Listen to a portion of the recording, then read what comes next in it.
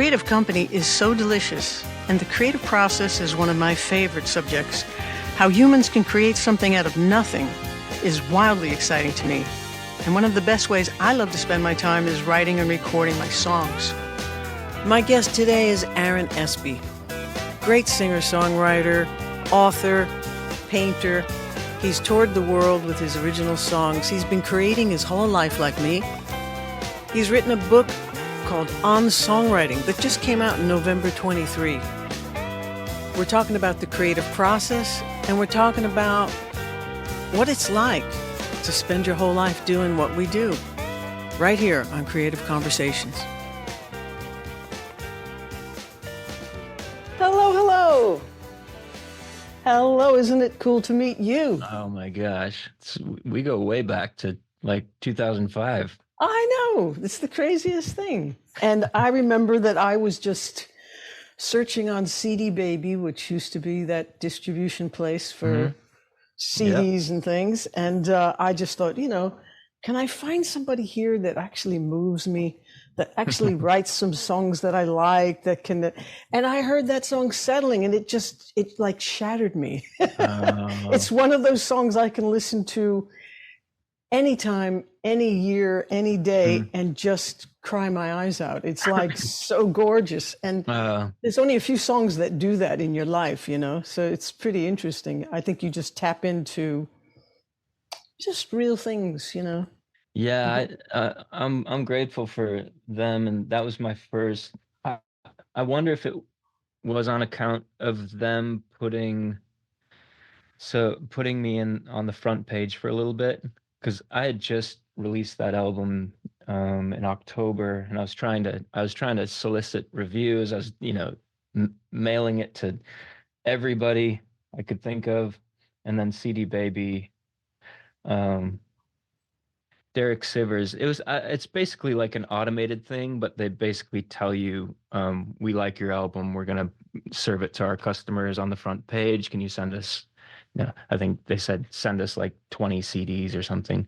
But I did notice an uptick of people listening and reviewing it, and so I have CD Baby to thank for us getting together. Yeah, thank you, Derek. Well, that was a great place when he ran it. Yeah. And I think it's still going, but it's maybe combined with makers just for digital now, just as a portal to get to Spotify and all those good places. Right.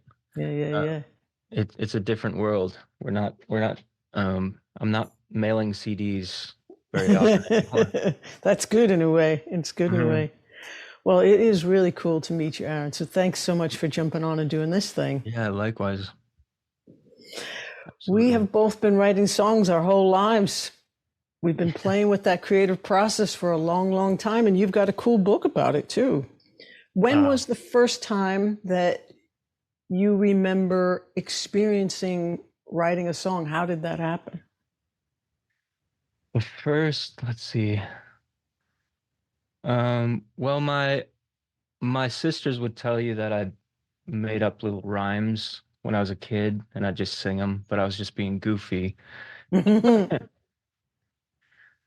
So that sticks out as I was probably 6 years old, and I was just making up a rhyme it was just gibberish to something. But I apparently said a dog ran over my shoulder, which doesn't make any sense. It's just a 6-year-old making up stuff. Happens to me all the time with my dogs, actually, because I'm laying down on the floor playing with them.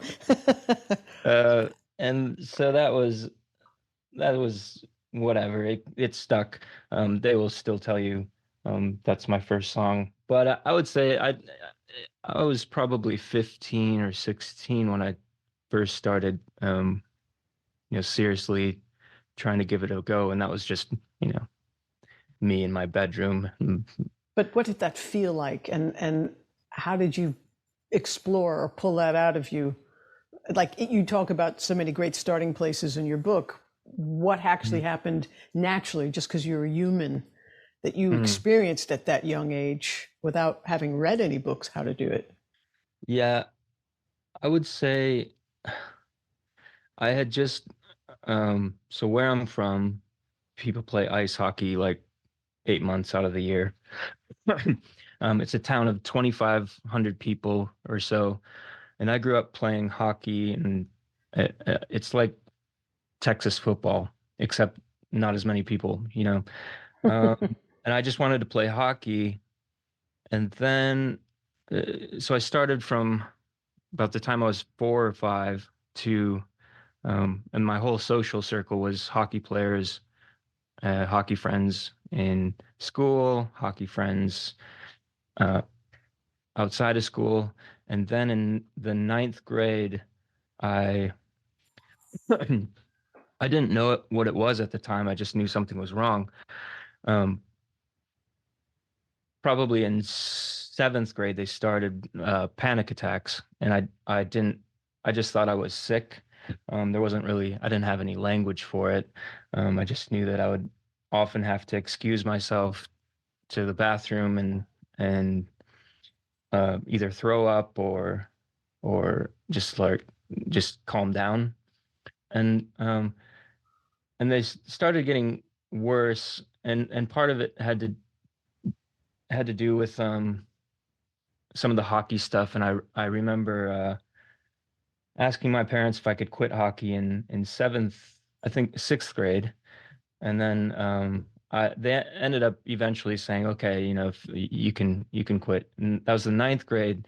My point of the story is my whole social circle went away, like, and my routine of hockey. And I found Oh. myself going from school straight home with nothing really to do. And Mm. and my grandfather had a guitar that I'd never really seen him use. It just sat in the corner of the living room. And so I asked my dad if we could go over there and if I thought my grandpa could teach me some chords. So he wrote out G, C, D, E minor. I went back. But to your point of where did it come from? I think I was just such at that age kind of in a raw state, and I was, Mm. one, your body's going through a bunch of changes. Two, Mm. you're so insecure. But I would just be alone in the basement, kind of writing songs, and I I think I was starting to learn structure from my parents were I grew up in a super evangelical Christian home, and my parents were youth leaders, and right around the early mid '90s, um, they would get all this music in the mail um, for for like Bible studies for the youth group, and I would take all the music, and it was just starting to get to like for the longest time Christian music, which was the only music I was allowed to listen to, for a while. It was just like Amy Grant, Michael W. Smith, Sandy Patty. That was about it. And then all this music started to flood in from like Tooth and Nail records, Mm. like um, Jars of Clay would be the probably the most popular one that kind of went on to do success uh, commercially.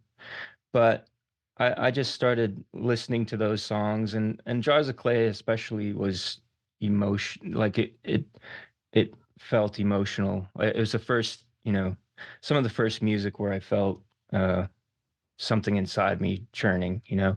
Um, so I don't know. I think part of it's just intuition. You just start um, learning other people's music first. I don't know if that was your case. I was learning songs I liked, and then Definitely. That was the reason we transfer. wanted to get into it, was to Yeah, participate in this cool thing, for yeah. sure. So you kind of learn whether you're consciously figuring it out or not. You're learning how to structure a song more or less from learning other people's songs. And Yeah, by osmosis, which is a beautiful thing. mhm. It's like you learn how to be in the world by just watching how other people are. And if you have good role models, you tend to become a person who's learning good lessons. Or if you see good lessons in a TV show or a movie, I mean, that's why I think sometimes people are so ragged and unregulated, is because they see too many bad role models in terms of how to even accomplish life, right? Because we're not taught how to control our thoughts and emotions. We're not taught how to save money. We're not taught how to stay well. And without those three things, you can be really miserable, you know? Yeah. But getting back to the original thing, I mean, it was like we wanted to play, to participate, to do this thing because it seemed fun. And I can remember just playing and learning songs, like you say, but then for some reason at 10 years old, I just started writing songs. And it literally felt different around me in the room. It felt like an energy. It felt like a magic place that I had never been in before, like a veil had opened. And I thought, where am I? This is the coolest thing. And can this ever happen again? I don't know if it'll ever happen again. Yeah. How about Mark Hurd? Did you ever listen to him? No. Is he a Christian artist? You mean from He Mark? was, yeah. Yeah, he was. Hurd. Mark with a K, and he was fantastic. One of my friends had come over and said, you got to listen to this guy. He sounds like a Christian James Taylor.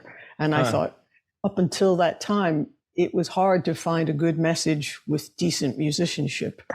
Right. And you could find great musicianship with not so good messages, you know, but this guy, he had it all. He was awesome. And then he even produced me for a while, which was lovely. Phil Keggy was the only and you know, super guitar player. Yeah. Yeah. My dad recommended when I started, but it was inspiring, but it was also, it felt too far of a reach, the gap between where I was and where he was. I think he had an album, The Wind and the Wheat. As far as guitar playing or Guitar songwriting playing. or the message? Guitar playing at that point, because I was mainly focused on guitar in junior high, and writing me too. was a little bit there, but it was still, I wasn't going to share anything. I was writing for a long time.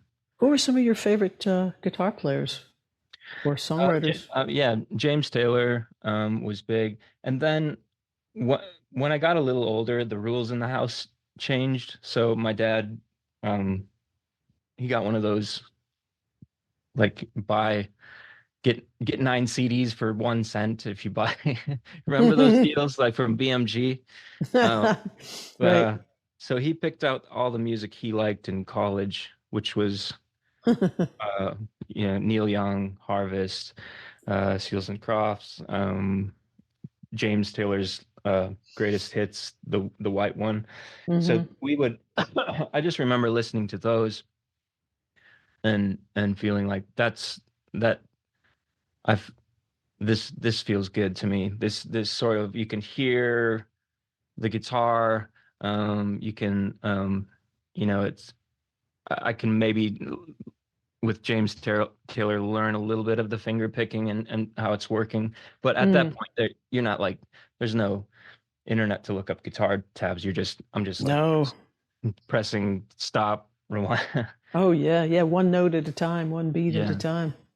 So yeah, I would say Neil Young, James Taylor. Then later in high school, it was Martin Sexton, who's from your area, I think. Yeah. And he had an album called Black Sheep, and there was a song on the second track is called Glory Bound, and that was kind of the moment I was like, I want to do this forever. If I can figure out how to write a song with just a guitar and figure out how to make it work. So that was I would say those would be huge influences. And then some other ones, Nick Drake, Way, uh, uh, Denison Whitmer, who's more of a folky guy from Philadelphia. But yeah, I wasn't opposed to other music. It was just I tended to concentrate on acoustic Yeah, driven the music that I singer-songwriter person. yep, yep, Cool. I yeah, noticed, I found it, I was listening to some of your recent albums, uh-huh, and I really liked that, like in a lot of singer-songwriter situations as well, if you're paying attention to the lyrics, which I find I do almost last sometimes, mm-hmm. even because I'm just so interested in the groove and the sound of the record and the sound of someone's voice that I'm just swept away in the frequencies of this is delightful or this is cool or I'd like to use that bass sound, you know. And Yeah, then it goes in a little deeper upon more listens and stuff. But you can learn a lot about a person, the songwriter themselves, like where they're at with their thoughts or their values. And I was really happy to hear that you were quoting the Roosevelt quote and being in the arena and yeah. daring greatly. And I was wondering, did you know that from Roosevelt or did you get it from Brene Brown like I did? Oh, I it was during a time when I was memorizing poetry. I thought I had read something about Alzheimer's, and the best way to steer clear is to keep learning new things. I was like, Yeah. I'm gonna start if I'm gonna memorize something, I might as well be like. So I just Googled like best poems, and that was one of them. So I was writing that song shortly after. I think that was still fresh in my mind. His speech was an actual poem that he had written and Well, then no, delivered. is a speech, is a speech, but Okay. it's kind of came up in the whole. And did you put his speech to music or did you No, it's just paraphrase? the one. I just paraphrased the one line Yeah. about daring. It's better to be in the ring than to uh, than in the song. It's just daring greatly is a line from the poem Yeah. or the speech. Um, Because but it's, anybody on the outside can poke fun or throw yeah, darts or have a comment, especially anonymously these days, but they're not in the arena. yeah, Like my dad used to say, consider the source because they're not mm, a musician. They don't even know what they're saying. They know what they like, but it doesn't matter what they hmm, think of you or your creation or your work, you know. yes, What matters is what you think about it, you know. mm, that's good. And that center artist muscle, you know, that's something we have to shape and protect and mold and take care of on a daily Yeah, basis. it's unfortunately yes. I thought I'd get it easier, but it turns out it's just maintenance. Yeah, yeah, basic maintenance. Do I feel okay today? Not really. I feel a little, a little soft. You know, like, well, that's what I loved about that Paul Simon lyric, right? You know, why am I soft in the middle now? Why am I so Yeah, soft in the yeah, middle now? The rest of that's my great. life is so hard. Yeah, Yeah, he wrote some that's really good another. things. Yeah, that was another influence. Paul Simon. Yeah, yeah, for sure, for sure. Got to see him here in Nashville on his farewell um, Did tour. you? How cool. It was fun. Wow, wow. You know, do you often perform live then without a drummer? Usually, yeah. That's a much easier gig. Yes. Um, I found. Uh, I found it. Yeah, it became when I was learning music. Actually, my best friend growing up was a drummer, and so he and I would try to play as much as we could, guitar and drums together. And when I started going acoustic, I still kind of figured out a way to make it work. There wasn't a lot of low end, so I bought a processor to.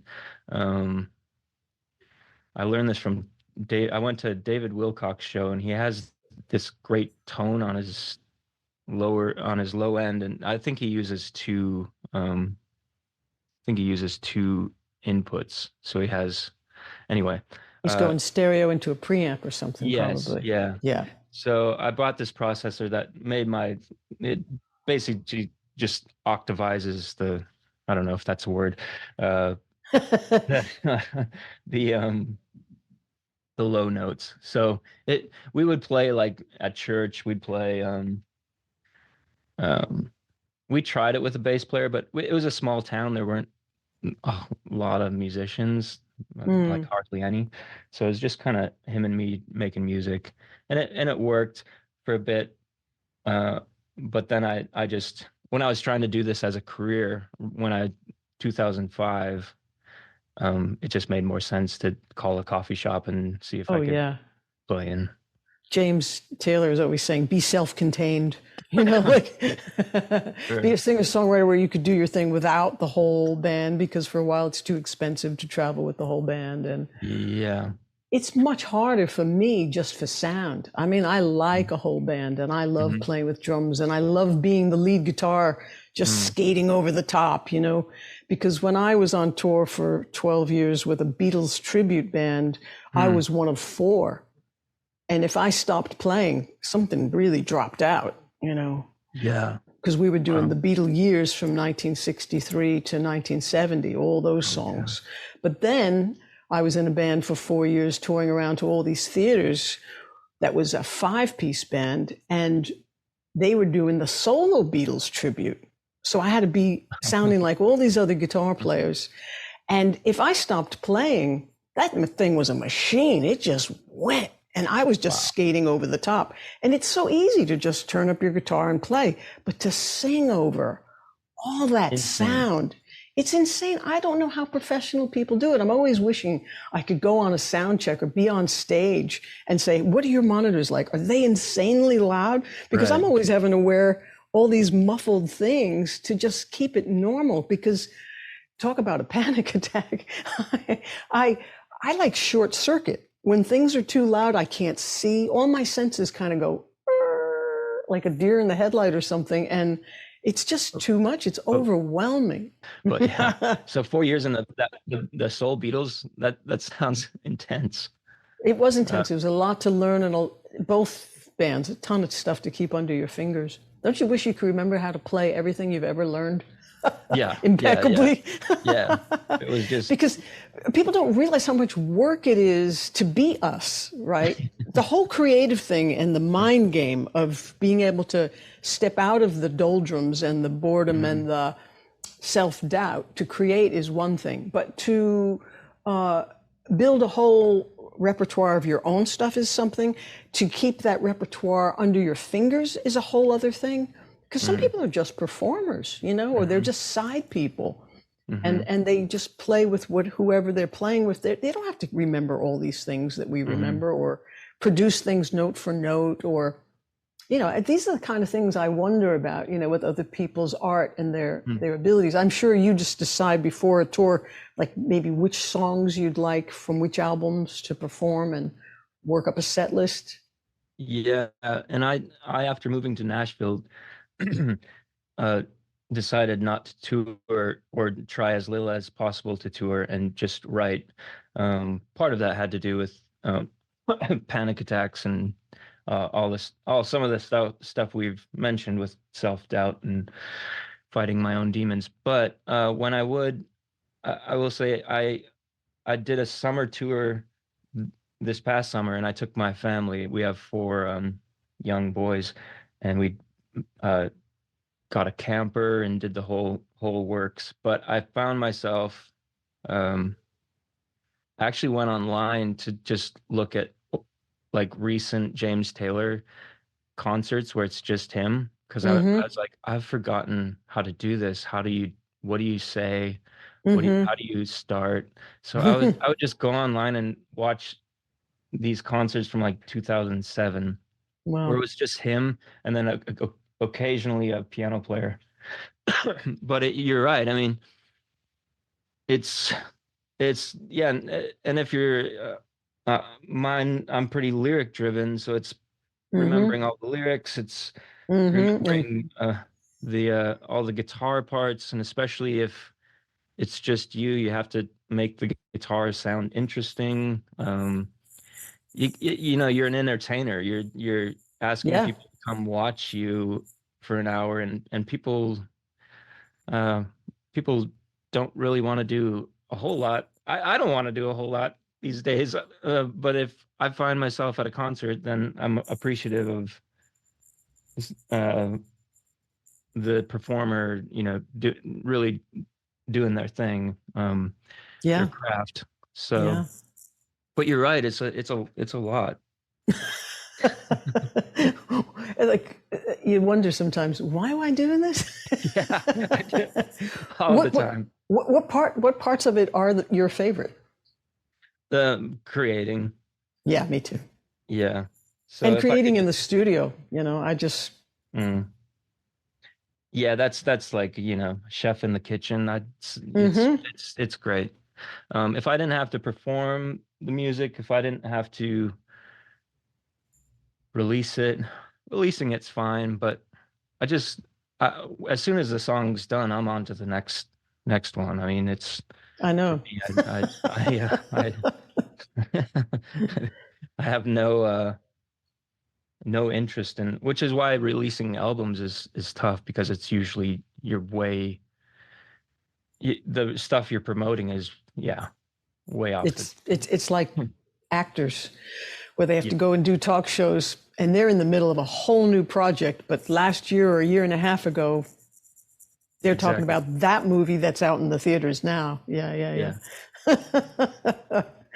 Oh my. Do you write in alternate tunings? Um, when I was into Nick Drake, I would, but now I'm nothing other than drop D.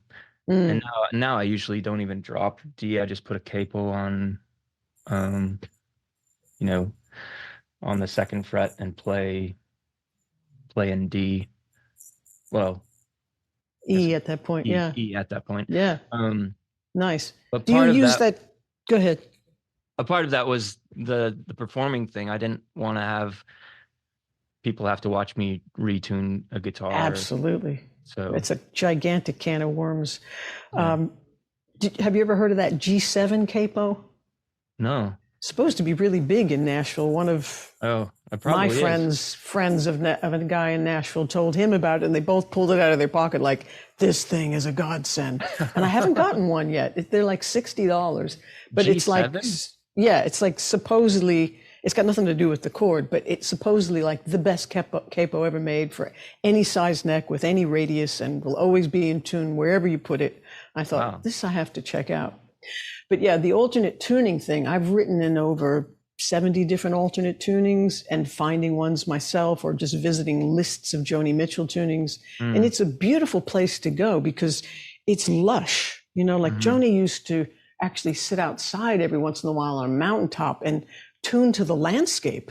If hmm. she heard any resonances or any frequencies somewhere, she would just Wow. tune her strings to vibrate and resonate with where she was. And I always had this joke of a theory of every apartment I ever lived in, I was probably tuned to the refrigerator or in the key of the washing Yeah, machine, or like yeah, when I was growing up and writing songs, whatever frequency my mom was vacuuming with, I was yeah. probably writing with that Wow. drone in mind. And I have no idea. Like if somebody could do a biopic docu, you could That's see that so and so analyze cool. our lives. They could see these trends or these patterns. But I found with the alternate tunings that it's a beautiful thing to let go of the intellectual side of music that I Mm, understand and just play with feelings and emotions and let the guitar guide me so I can put my fingers anywhere is what I learned with alternate tunings, because all your shapes that don't sound good right away. mm, And it's fun to just like, oh, this note wants to go up and this one wants to stay down and this one needs to resolve, but this one wants to be a tension. And hmm. you have to be very diligent at that point then to take a video of what you just played Yeah, because yeah, all the shapes are different. You've yeah. got to remember to write down the tuning. Hmm. If you want, you can go a step further with a tuner. Remember the tuning, remember each shape, write down all the notes you're actually playing so that you remember this picture was these notes, and then you can eventually name them. Mm, It's ridiculous amount of work. And a lot of folks, well, like you were saying with bringing maybe more guitars, I used to bring 6 or 7 guitars to each gig. And yeah, then I'd purposely try to write songs in that tuning with another key, with a capo and a different oh groove, sure. a different tempo, so that I could stay in one tuning for a while and 5 or 6 songs later still be entertaining because they didn't all sound the same. It wasn't slack tuning, you know. Right. And then came along the Line 6 guitars. Did you know about those? Those Variax guitars? They were incredible, and I think you can still get them, but I'm not sure if they're still making them new. James Tyler took over some of those as a luthier himself, and they had a built-in brain, like Sony Guts. It's got Sony Guts in it, and Really? it literally would just, you program whatever tuning you want. And the thing I disliked about alternate tunings the most was, of course, if you make certain strings louder or soft, not louder, but higher or lower, they eventually break, because the more you tune and detune a string, you get that little fault in the kink in the steel, and that's it. The string's going to go. But with these, the strings stay at standard tuning with a Line 6 guitar. So the only thing that's changing is the sound coming out of your amp. So they made an acoustic one that imitated like 14 different acoustics. So you could have a jumbo or a parlor size or a 12 string or a banjo, and you just flip a switch and that sound is coming out of this thing.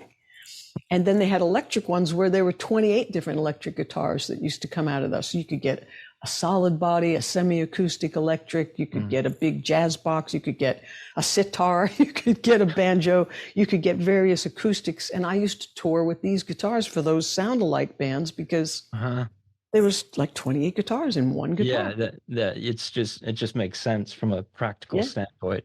It was just bizarre for your brain, though, because you'd hear standard tuning here and alternate tuning, that like you'd have to play loud enough to not hear this, otherwise you're like, that sounds disorienting, stressful. They're doing that a lot now with microphones, where you buy one microphone and you have, I don't know if you've messed around with these mic emulations. No, I haven't. I tend to, I think you can get them for about $1,000, but I'm sticking. I usually just stick with whatever I've got. Yeah, what is one of your favorite vocal mics? Do you have a different one for recording versus live? I almost always use. I don't know if you can. I turned off my hide self view because I don't like. But can you? It's the SM7 that I'm using here. Cool. It's going into a LA610 for preamp. I've stuck with that for a long time. Pre that, I would just use like a audio. I'll turn my Audio Technica. Yeah. But I still have. When I was a kid, I took microphones from my church. Don't. And I still have some of them. They're like, okay. I think I've said it enough times that they know I still have these mics. But they haven't come after you. No. We love him. He can have them. Yeah, God bless you, son. Yeah. But I tend to I like trying to, instead of going out and searching for the sound I want, I do kind of enjoy just using what I have to get close, or maybe come up with something new. That's really smart. Yeah. Well, there's innovation and creativity in any way you look at it. It's just a matter of looking at it so that you win, and not, oh, I suck and this is why I only do this. You know, it's like, no, this is your choice. Yeah. Yeah. But the SM7 is pretty big for live. So live I don't use it. I just use a Beta 58. Shure. Oh yeah. Yeah. I like that one too. That works. This is just we're in a little studio shed in my backyard is where we're at. If I could give us a tool. Yeah. I don't know how to but the songwriting pod. Yeah, there's a billion of these in Nashville. Some a house with an inconspicuous backyard shed, and people co-write. That's a lot of what I've done over the last 10 years is co-writing. Nice. You want to talk about that experience a little bit versus writing on your own? Has that been Sure. a really cool thing for you, or has that been a bit of a ah? It was at first it was really odd because songwriting was very personal,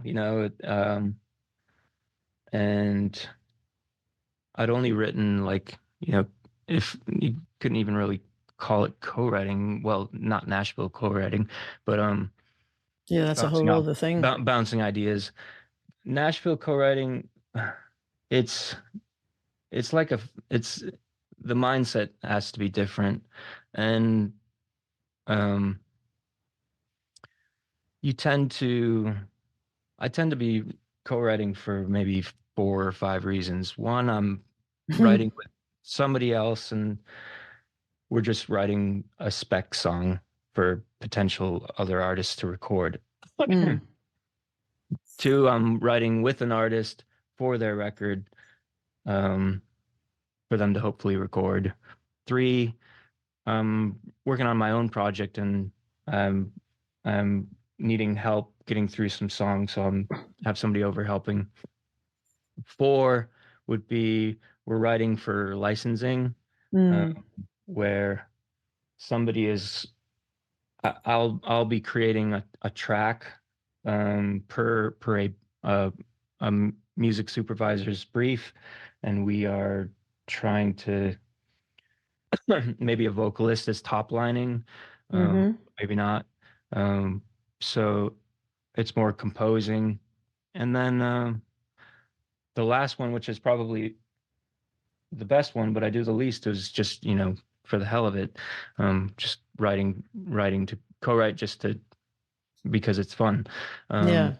But I think you you kind of have to figure out if you're the pilot or the co-pilot, if Mm. you're in the what role you're gonna play in the session, and it's usually established pretty well in the first hour.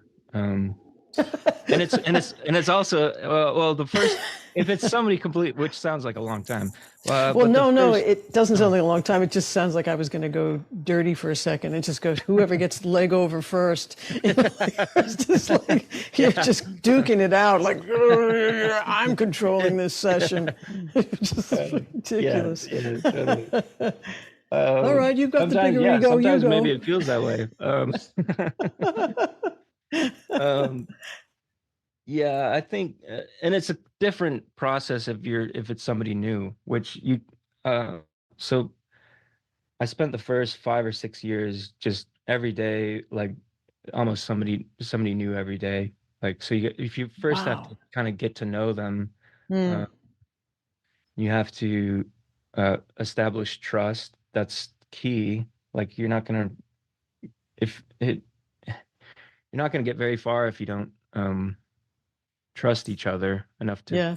open up and say things in a Or like them. yeah yeah or like so Hmm. but if you're writing with somebody who's um been Yeah, co-writing a lot, they're pretty much just like yeah, let's get to it, let's go. yeah. But if you're writing with somebody who's new to it, and I was this way too, you're a little bit gun shy, and so you have to uh it just takes longer because you're more precious about the material too, especially if you're the artist and you're writing for, which you should be. Um, but artists, if you're co-writing with an artist, um, it they're the ones who are gonna have to go out and perform it, and Mm. you're just in the room for that day. So they're definitely the pilot in those sessions where Sure. you're trying to help them say what they're trying to say as best you can, you know, I for the song. And but When it, you're writing for yourself, what's your favorite part of songwriting? I like the discovery process of um, you know, uh, I mentioned this in the book, but I kind of see it as you're either writing two ways. I find in Nashville, you're either reverse engineering, like almost like a GPS, where Right. you know the hook and you're kind of going toward it, or you're just painting. You're like you have a feel. You're in a mood. Yeah. The dryer's going, the hum or something. It's mysterious, you know. And then you just kind of go a brushstroke at a time. And I would say I enjoy that most as a process, just because it's a bit of an adventure and you don't know what's going to happen. You're leaning into the mystery of art in your right side brain more than you are. Mm.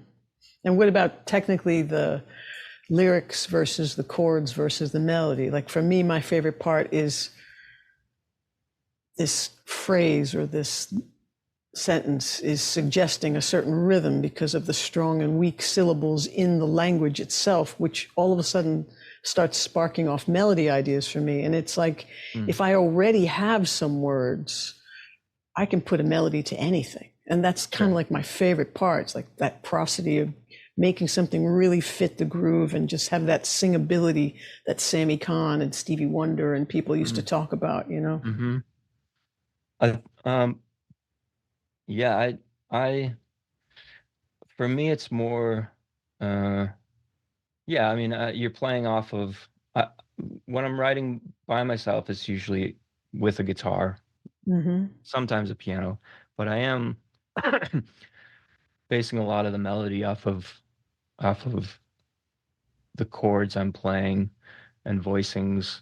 And I would say for lyrics, I'm first just filling in vowel sounds, you know, with gibberish. I'm just trying to figure out what Yeah, it's supposed to sound like, versus definitely a Paul Simon thing. yeah. So So good. uh, I that yeah, I enjoy that process. What's your least favorite part? My least favorite part is pressing the send button on my computer to whether it's going to my publisher or whether I've been working on a demo that I need to send to the co-writer, and whatever it is, it's the first share. I'm not excited at all to Yeah, we're well, apprehensive.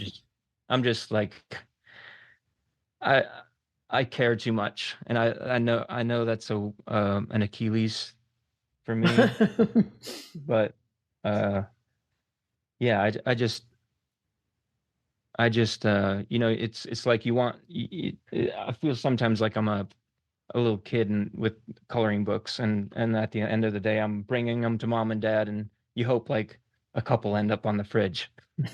That's how that's how it feels. Yeah. So I would say well, the other part, just more practically speaking, is it's uh maybe you find this too after, and I'm not sure if you write sequentially or like, I guess it depends on what the song is, but I find after the verse and chorus, the uh the serotonin boost or whatever goes down a bit. I So was good. it I just was, means more work ethic. yeah. Well, then that's an interesting side because then it's like, what do you do to sustain yourself? You know, it's like, do you need water or coffee or lunch break or Mhm. because sometimes if I sit with something, it will come. But sometimes it actually makes more sense to get up and stretch and take a walk, and all of a sudden it comes because I'm moving or doing something else. Mhm. I mean, this wonderful thing about the brain is like as soon as we tell it, go look for this lyric or go find that next chord, or I really want to finish this song today, the brain's like, yeah, okay, cool, great idea. It's working behind the scenes. It's a wonderful expectation Yeah. and a thing to trust, which I love. And I know it's going to come eventually, but being okay with not knowing and not having it yet, and having the luxury that I do, that there's never any deadlines really, Mm. Yeah. Not having a publisher, not expecting a co-write by Thursday, or having another artist saying, I need that song in the can yesterday. Why don't you have it finished? Like, I just don't have any of that. So it's no pressure. I kind of like the suspense. I like making the puzzle where I don't know what the box top is. I just have this little piece, but I'm going to turn it into something in the next couple of hours. That's exciting. And if a line is missing, knowing that I'll eventually fill it, and it'll be so funny afterwards, like, it took you that long to figure out that's what you wanted to say there. You know, it's entertaining to me on a few levels. I also had the great experience of working with a high school friend when we were in high school.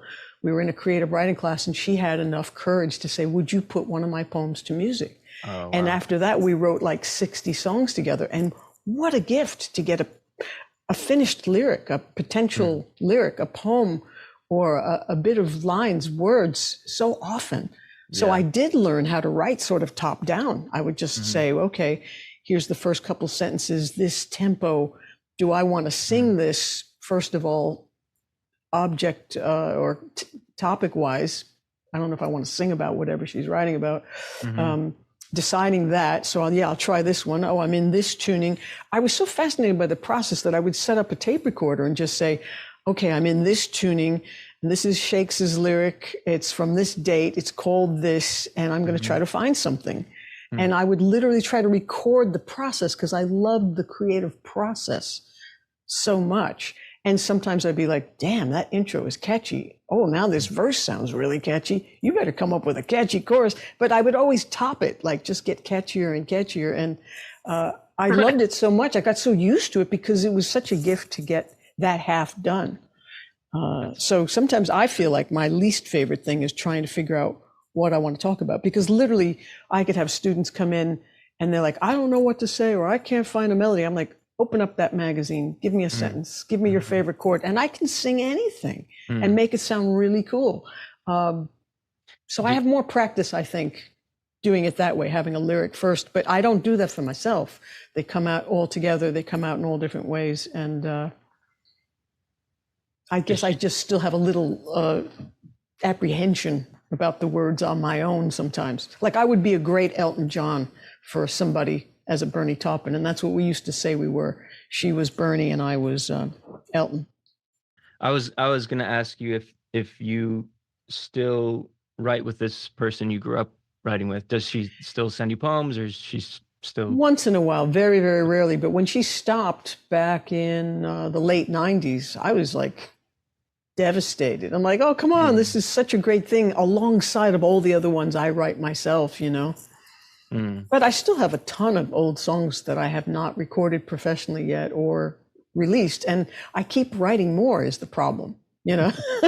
So then it's like, these will be the next 12 or 10 I release. These will be the next. And then I change my mind, and, you know. So you're like, what happens to them? Are they in a Dropbox folder somewhere, or just on your laptop, or? They're on like cassettes from when I was 15 or 19 or 37, and they're on mini discs, and they're on old reel-to-reels, and I have to dig out what I digitally transferred over and listen to it again and go back to my sheets and relearn them and say, okay, it's time to record this one. Like a couple of years ago, I recorded a song of mine called For Another Star, and that was released in 2020, but I wrote it in 1978, you know? And it was just lovely to go back and hear that song. It's like, you still like that? You were only 18. What did you know? It's like, I know, but I liked it. It came out good. Let's record it for real. It's a great thing about music. It's this little life that you create, and it just lives on its own, whether it's heard by anybody or not, but it's like, it can be taken out at any time. Exactly. Well, we used to call them bouncing baby songs, like, oh, look, we have another new life in the world. And if you put enough love and attention and detail into it, it exists and has its own heartbeat and lives on its own, like you're saying. And to me, the fact that we get to create these, that we have this desire to do it, is the fascinating part. That's the part that gives us life and excitement. And reason to get up in the morning and something fun to look forward to throughout the day. You know, if I attach the baggage of this should make me money, or why can't this be my career, or you know, why do I have to do this for money instead of that? It's like, I really like looking at it as I've had the pleasure of doing it without any pressure, you know, and it's been for me. I write the kind of music I want to hear. I write the kind of cool guitar parts I want to hear, you know, so the arrangements are mine. Sometimes I'm playing all the instruments and being the whole band. I'm mixing it. I like my choices. I like my productions. I like my engineering and my mixing and my mastering. And I like that I've been learning about all those different things. And I just find it fun. It's like doing a painting. Why do I have to have 90 people involved with this one painting? I feel a little like Joni Mitchell that way. It's like, I know what I'm doing. I'm fine. I'm okay over here. Would you like to buy it? I'd love for you to buy it. But now look at this music industry. What have they done to it? There's nothing to sell now. Committee. Yeah. I feel like it was Willie Nelson who said Picasso didn't co-paint. Yes. But yeah, it's definitely an industry. And it is mostly full of people who have said kind of what you were saying you didn't have to do or didn't want to do, is to make it put the pressure on yourself to make money from it. Most people here have put themselves, and myself included, in that situation where it's like, it's a choice I consciously made to actually have a little bit of a grieving process for music, because I can't listen to it the same way I used to. I don't love it the same way I used to. And well, that's a thought. Yeah. You could change that thought. yeah. Or I love it differently, maybe. Yeah. Well, we are jaded. I'm speaking for myself, but yeah. No, I always picture songwriters as like the English teacher, faculty lunch, just a bunch of English teachers smoking and they're all jaded, and they went into the profession wanting to change the world, and they're in the thick of it, and it sucks, but it doesn't all suck. Well, that has been my wrestle. It's like, I'm an artist. I'm not an educator.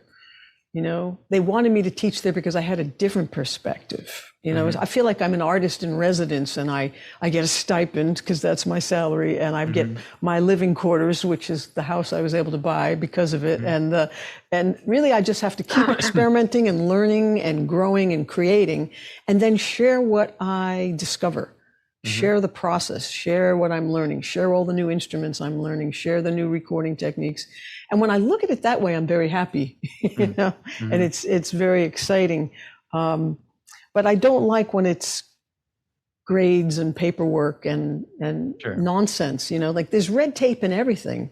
Even if I was just performing constantly, there would be all the sound checks and all the lousy, loud drummers and the, you know, so there's always something. There's no specific thing that is 100% totally great all the time, which is unfortunate. And so for me, it's like I have to constantly phrase it so that I don't make it worse, you know. And some days I'm better at it than others because, you know, it's our attitude and our words and our thoughts and our actions and all those things get tied together. And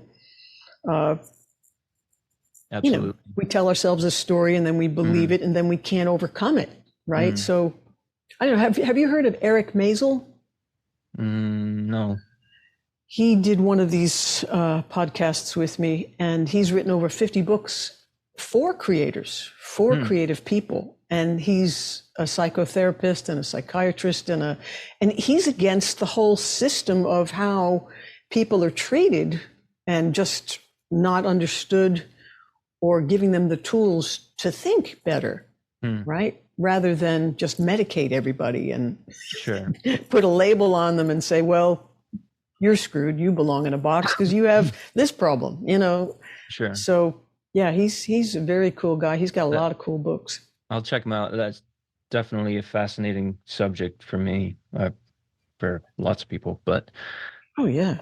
Just being a the human being. We need people with skills to teach us how to do the things we need to do. And most people aren't even thinking on this level. They're basically just surviving each day and kind of drudgery slugging through the day. You know, this is why I love the artists we love so much, because when you see them as powerful, amazing human beings, we want to be that. We want to be that hero. And how do you be the hero or the heroine in your own life? How do you step up and become more so that you are and see yourself as a superhero, right? That takes practice. And yet it's what makes the day better, or makes me feel like, you know, everything is so bad that nothing's working. It's just a story, right? So I'm going to tell myself a better story. That's what I'm practicing. No, that's a great perspective, and even just seeing yourself from a distance as a character in a story is helpful. You know, it helps you not to you know, there are definitely victims in the world, but it's easy to have a victim mindset in different situations. But you know, looking at yourself, as you're saying, from it helps you make choices and be more of a a creator rather than a victim. Yeah. Create your life the way you create your world, or create your music the way you create your world, you know? Well, no, you want to do that reversed. You create better music, right? So create a world that you're... I know what you mean. Yeah. Well, you know, the first I heard of that was reading a book when I was in high school about positive thinking. And then there were all the very first preachers I used to listen to, because they were talking about how words matter, and words are containers, and they make us feel a certain way. And you're creating your life, the I am statement, and the you really are God within, right? So if we're creators like that, that's what makes the creative process so interesting to me, is that we human beings use that creative process for everything. So the best musicians, the best painters, the best physicians, we're all using our extra senses to say, let's call on infinite intelligence to make things even better, and to do greater work and be something more. You know, so that's exciting. That's really stepping it up. That's what makes me get excited about living. The other stuff is like pure drudgery. So then it comes down to me with, okay, well, what are your basic needs? Like when I woke up this morning, I did not feel that great, but the weather is weird. And sometimes my head starts getting a bit of a migraine. I think, I don't feel well. Why don't I feel well? It's like, oh, take your little Highlands migraine thing, you know, and let's tune ourselves the way we tune a guitar, and let's step up and meet this guy that you've admired and liked all these years, and let's have some fun. There's a decision, you know. Yeah. But really, it would have been easy to just curl back in bed and say, can we cancel? Oh, yeah. I mean, showing up is half the battle for... Exactly. It's... and most people don't feel like it when it comes around. Like, I'm excited to put something on the calendar, and by the time it comes, I'm like, oh, I got to do that today. I wanted to do it 2 months ago, you know, yeah, exactly. You're playing chicken with the other person to see who cancels first. The Kevin Well, Kelly, it comes down to whose side are we on, right? Yeah. Could you expand? Well, I can get myself coming and going, right? I didn't grow up right, or I wasn't taught right, or I didn't have the best role models or teachers or parents or encouragement over the wrong things, or like you could hold on to any story. So it's like, why not phrase that story so that you win? I mean, that's the coolest reason to have a publicist, right? If we all had a really excellent publicist, no matter what we did, no matter what we experienced, no matter what we had, they'd spin it so that we win and that we look good. And that's what we have to do in our own lives. So I get these tips like from Mel Robbins and Tony Robbins and Brooke Castillo and this woman Tanya and there's so many people, Eric Maisel, and they're just folks that have figured out, even Oprah. I mean, there are people that Mhm. just, they, Maya Angelou taught her, there's a Mhm. lot of things to know. Paul McCartney is Mhm. the greatest with trying to be a positive Yeah. force in the world. Use your power for the good. Don't forget that you are a spiritual being. Don't forget that you Mhm. have access to power. Don't forget to use it. The most frustrating thing is that we're magicians and we forget to use our own magic, Mm. That's so good. I Love and it. just the the publicist thing is a is a great analogy. Mm. I remember I we had a publicist for a it was I can't even remember what we were doing, but I was nervous because I'm usually nervous about anything with marketing or publicity. But and my biggest thing with him at the time was I doing interviews and stuff, and I said, well, I'm not like I've always had a hard time talking. Words don't like I feel like it's when you first start typing on a computer, you have to think about the letter, and then you don't have to think about the letter anymore. You think about the word, and retrieving language on the spot for me has been like that. So I don't have my language is never fluid. But he said something. He framed it. He did a reframe, and he said people don't see you as stupid or that you can't talk. They see you as a person who chooses their words carefully, which I thought, I mean, yeah, I do try to do that, but it's Well, such a great that reframe. that comes down to an article you should read on my friend's website. Kate Chadbourne teaches at Harvard, and she says, "Who are you really?" Hmm. And we're both, right? We're, I'm an introvert, and it seems like I'm this extrovert because I like to be on stage and I teach and I do this podcast, and it's like, True. ah, but who are you really? Hmm. You are as much that positive person, that reframe, as Mhm. you are the other one. So, which one are you going to keep in the forefront of your mind? Which one are you going to act from? Um, there are examples of like writing down your history, writing down your story, and every disappointing thing, and turning all those around Hmm. to see that in a better light, just to Mhm. empower ourselves because I feel like going through life is like a rocket. You remember we used to watch the space program and we'd watch the Mhm. rockets launch. You'd see this launch, you'd see this giant thing get off the ground and they'd be so excited. Liftoff, we have a liftoff. And finally, when it gets out into orbit, different parts start to break off. And I think different Mhm. parts of us break off as we get older, and we need more thrust. We True. need that extra little burst, and it's going to be a different thing. It's not what we got to lift off the ground. It wasn't from what works for me when I was 10 does not work for me when I was 20, or, Mhm. all that kind of stuff, that kind of a thought. And Dana Wilde is another one to listen to. She's fantastic because she's talking about making money the fun way, and it's all mindset.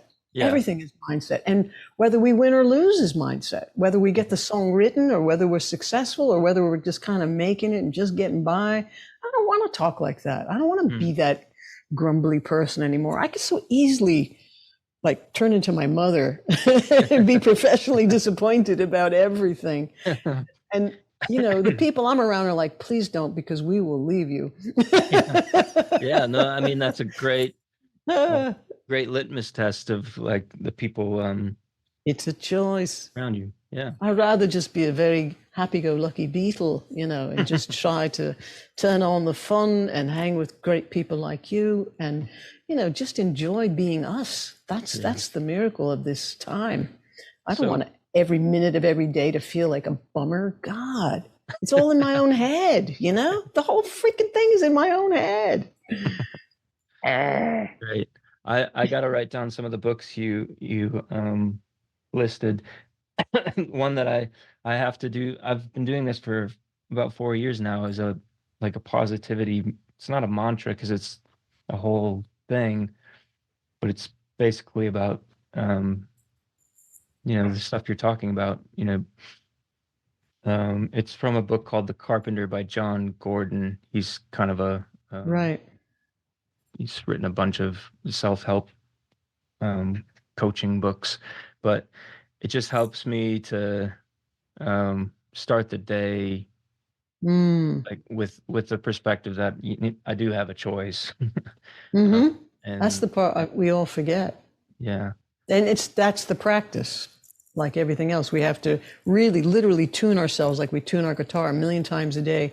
I mm. got that analogy from Jim Carrey. Have you heard his graduation Mm. speech? Hmm. Yeah, That's a that's fantastic great. speech. Yeah. It's great. And So yeah. I think the stereotype in our um, profession is more the brooding artists, which that's there for a reason, I suppose. But it's not. It's not. Doesn't have to be the case. Yeah, You don't we've have written to. some happy songs too. Yeah. They weren't all cathartic songs, you know. Well. But I think mostly it's just remembering to use the magic and practicing and realizing that it's not supposed to be a set it and forget it. It's like, I felt great yesterday. Why can't I feel great today? First, you got to take care of all your emotional, physical, and spiritual needs, right? Because if those aren't happening, and the sleep and the water are the most Hmm.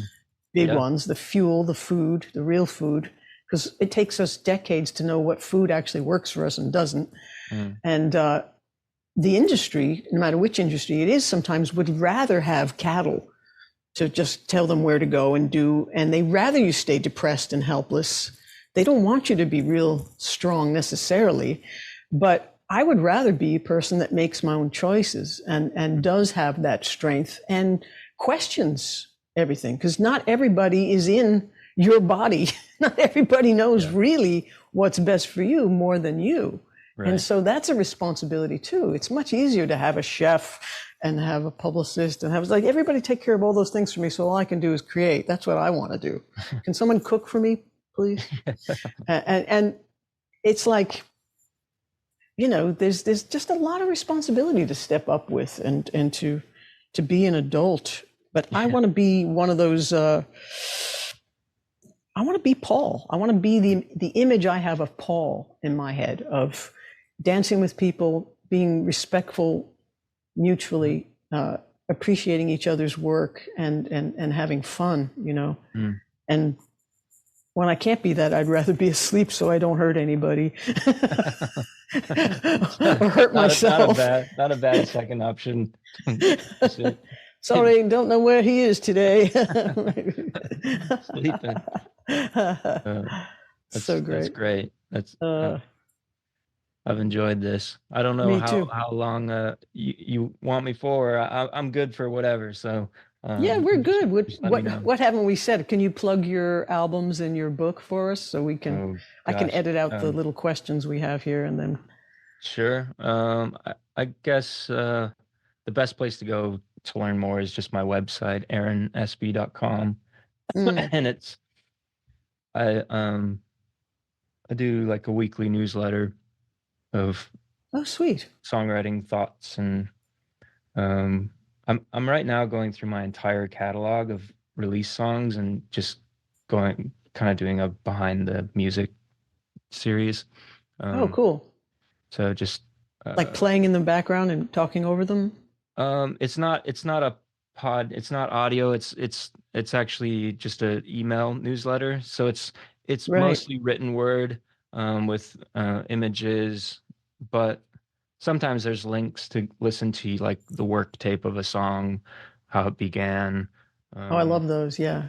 and just taking like you said, process is so interesting that I think I used to not want to share process because I thought, you know, that I don't know why I had more of a scarcity mindset probably, and but I enjoy process so much that to um, share it with others, and if a kid in high school can learn a thing or two, or I Mm. somebody in some way, then it's worth Awesome. it. So yeah, but anyway, just the website is probably step one. And I'm on the socials too. But I Cool. do try and focus my attention more on email and newsletter, just more one-on-one stuff. Oh, nice. Lucky me, I got to be face to face.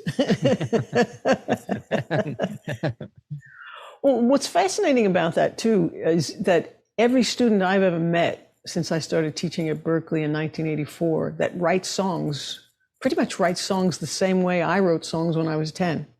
So to me, that tells me without books, without a course, without the rules, without human beings just have this natural ability to explore and create and to love and to be super cool, happy, love things like Mike Dooley says, right? He's another one you should check out. He's really good. To be your super cool, happy, love thing self, you've got to do your work. And my theory is artists are miserable because they're not doing their real work, right? When we're doing our work, we're ecstatic. We're happy. We're on cloud nine. You know, I found the right verb, you know, just like, there are little wins that are just so delicious, you know, and, you know, like I could hear a certain arpeggio happening in a chord with the right guitar sound, with the right guitar, and I blend it into my recording so well, and I'm crying. I'm so happy. I'm crying, you know, so that's, to me, what spins my chakras. So knowing what spins your chakras is the best, and to be able to find like-minded people that maybe accept the language we have to describe it or the way we teach it, or love to hang with us because they love our decision to be more of a positive person. Those things just make it work, you know? It's the choice of to be a better person and to carry on. It's not about whether there's always students that don't like me, you know, or students who do. It's a teaching style versus a learning style. It's got nothing to do with anything. It's like just finding the right fit, all of us, right? So even if it was, you know, trying to be published or to get a record deal or whatever, it's like you're trying to find a match and somebody who has mutual respect for your work that says, you have what we're looking for. Yeah. Because I feel like, I wrote this down in a song a long time ago, and I had heard it from another preacher. He said, your gift makes room for you. There's a place for all of us. In your perspective, Aaron Espe, your perspective is like no other. And that's what makes it special. And that's what makes mine special. And that's what makes everybody special. So why should we shy away from being more of ourselves? In fact, showing up and being taller and giving more of ourselves helps everybody decide sooner whether we're a good match, so they can go on and no, yes, you know? Yeah, that's great. It's so great. So fun. To your point on when we're creating, we're in our, you know, bliss. in our bliss. It's like the reason so many of us get depressed when a project ends is probably because of that. You know, we're just it's hard. It's great to see a project come to fruition, but it also means you got to find the next one fast, or at least for me. Definitely. Are you working on anything currently? Always. Because I feel like if I'm not involved with something, my brain will eat itself. Yeah. It's like, I got to give it a task, you know. I've been putting out an album almost every year, the last couple of years, sometimes EPs in the same year and some singles too. I kind of go back and forth, like, do I want to release a single a month? I've been writing a song or two a month. I go in and out of doing that and not doing it, you know, because sometimes I'm in a big mixing crunch or something, or working on albums for other people, recording and mixing for them. But yeah, there's always something I'm writing or wanting to come out from the past to let that song finally see the light of day. Right. But I know what you mean about releasing something. I mean, it's like giving birth, you're exhausted. There's been thousands of hours and choices made. That's what most artists find exhausting, is every single little thing is another choice to make. And some of that's exciting and some of it is just, you need a break, you know? Yeah. It's like going to the grocery store for a month. Just ones and zeros, 1 0 1 0, and yes, no, yes, no. Yeah. But yeah, the which chord, which word, which verb, which title, all that stuff. So many choices. I've never. I grew up, and most of my jobs were in construction growing up, so it was like a body tired thing. Sure. Never really experienced the like exhaust, a brain, fatigue, like Like writing. this one. Yeah. And the fear of the rejection. I mean, that's just always going to be a natural thing, Oh, hello. I'm not the only one here. I've got 2 puppies with me. Oh, yeah. I realize in the video to be doing this all the time looks weird. I didn't notice. So. Yeah, because dogs disappear. Maybe it's a stress ball or a stress. No. I keep a yo-yo. I keep a yo-yo in my desk and a baseball. Oh, cool. And nice. Well, this has been really awesome and super cool to meet you after all these years. Likewise. I'm so glad you reached out and you're doing a podcast. It's amazing. Yeah. When I'm glad you mentioned your name, I was like, wait, Lauren? Like that's from like 2005. Yeah, we've chimed in a few times since then, but yeah, just email. Yeah, but thankful for you and the work you do, and the spirit you have. So it was a pleasure just to hang out with you for an hour. Thanks so much for doing this, though, and thanks to Heidi for setting it all up. Oh yeah, thank you. All right, we'll talk soon. Take care. Ciao.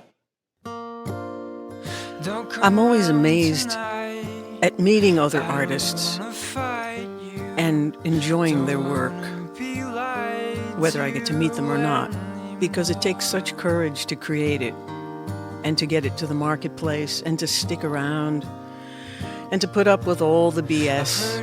And just like any life, we all have our own challenges. And no matter who we look towards as a hero, that we think they're doing it right, they have the same challenges, and they don't like the rejection either. And they find it difficult to find the right verb every once in a while or to put together that melody. And I just want everybody to know that this is a great life to have a creative life. We're supposed to feel things, we're supposed to express things, and we're supposed to keep turning towards the light and finding everything we can that helps us stay strong and do the things we desire to do. So do check out Aaron's music and buy his book on songwriting if you love to write songs. And check out all the people that I mention in these different podcasts, because they are great brain trainers and they are positive thinking people and they are people who have done the research and they're practicing in specific areas that maybe we haven't yet. And they have great tips. Really, the only person you're trying to impress and to reach is you. So big love to us all. Thank you, Aaron. Keep making beautiful things. I wish we wouldn't have changed. I really can't explain us now. We'd be better off if we had gone our separate ways.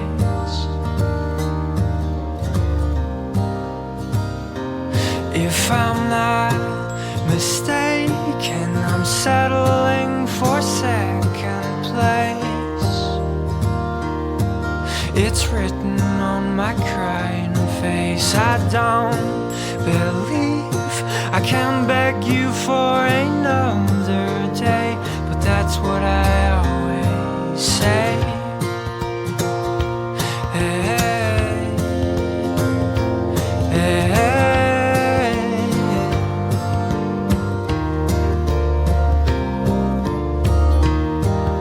Now are you gonna